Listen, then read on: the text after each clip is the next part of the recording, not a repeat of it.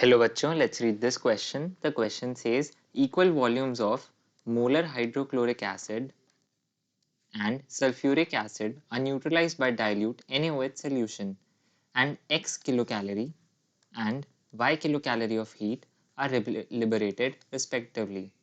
Which of the following is true? Option A, X is equal to Y. Option B, X is equal to half of Y. Option C, X is equal to 2Y. Option D, none of these. तो इस question के अंदर हमसे पूछा गया है कि अगर equal volumes of molar hydrochloric acid और सल्फ्यूरिक एसिड को न्यूट्रलाइज कराया जाए डाइल्यूट NaOH सॉल्यूशन के द्वारा तो x किलो कैलोरी और y kilo calorie heat liberate होती है। हमसे x और y के बीच का रिलेशन पूछा गया है। की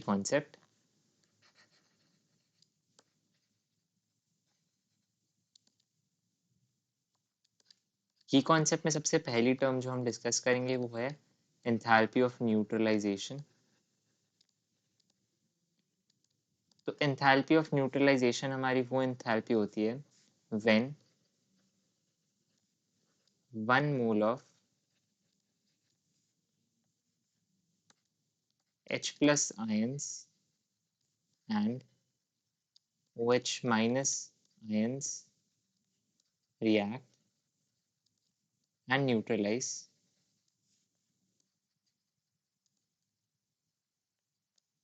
each other to form 1 mole of water। तो ये हमारी एंथैल्पी ऑफ न्यूट्रलाइजेशन होती है। सो इस क्वेश्चन के अंदर हमें दे रखा है पहला HCl। तो HCl को जब हम ट्रीट करेंगे NaOH के साथ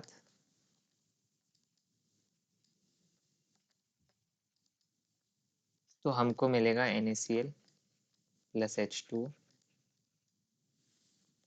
और हम लिख सकते हैं कि H plus plus OH minus gives us H2। तो इसके अंदर 1 मोल हमारे H प्लस आयंस रिएक्ट करेंगे 1 mole of OH minus ions के साथ इस रिएक्शन के अंदर और हमको मिलेगा 1 मोल ऑफ H2।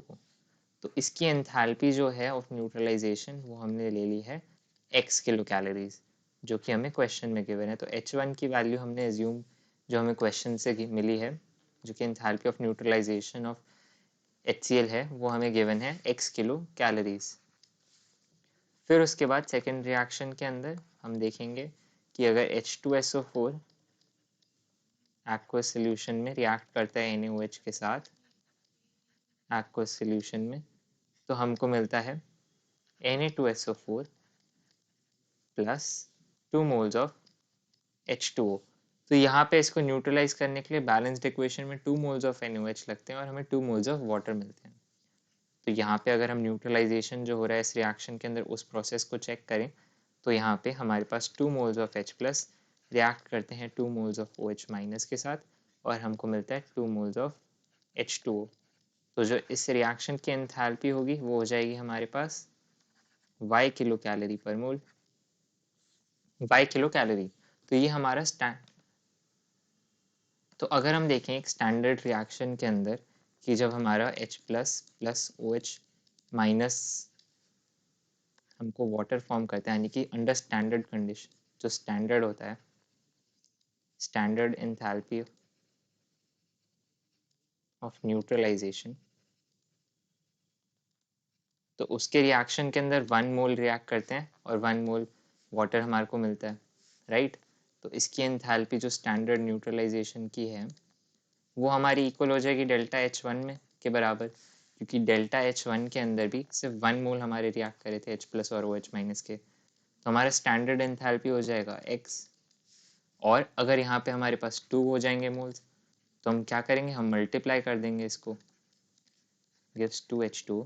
तो इसमें हमारी जो स्टैंडर्ड एंथैल्पी ये 2 तो इसकी जो एंथैल्पी होगी ये हो जाएगी 2 times of standard enthalpy of neutralisation जिसको हम लिख देंगे 2 टाइम्स x और ये किसके बराबर है ये y के बराबर है। तो हम क्या which is also equal to y।